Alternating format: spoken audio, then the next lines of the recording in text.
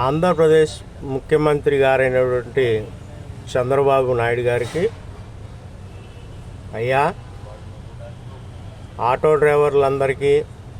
డ్రైవర్లందరికీ సంక్షేమ పథకాలు అందిస్తామని, సంక్షేమ బోర్డు ఏర్పాటు చేస్తామని, 21వ జీవో రద్దు చేస్తామని, అలాగే ఫ్రీ బస్సు వల్ల నష్టపోతున్నందుకు ఉపాధి చూపిస్తామని చెప్పినటువంటి మీరు ప్రభుత్వంలోకి వచ్చిన 2 సంవత్సరాల తర్వాత స్త్రీలకు మేలు చేసాం, స్త్రీ శక్తి పథకం కింద ఆర్టీసీ బస్సు ఉచితంగా ఇచ్చామని చెప్పుకోవడంలో తప్పు లేదు.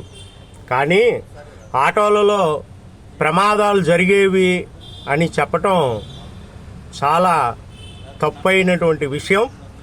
మీరు ఏపీలో ఉన్నటువంటి ఆటో కార్మికులందరికీ కూడా బహిరంగంగా క్షమాపణలు చెప్పాలి. రోడ్డు ప్రమాదాలు అనేది ఏ ఒక్కరూ కూడా కావాలని చెయ్యరు.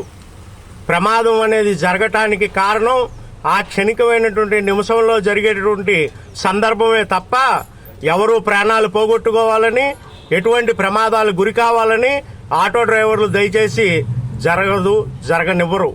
ఎందుకనంటే ఆటో డ్రైవర్లు వీళ్ళు పిల్లలను పోషించుకోవడం కోసం, ఉపాధి కోసం రోడ్డు మీదకి వచ్చారే తప్పితే ప్రమాదాలు చేసి వీళ్ళ కుటుంబాలు నాశనం అవ్వాలని ఆలోచన చేయరు.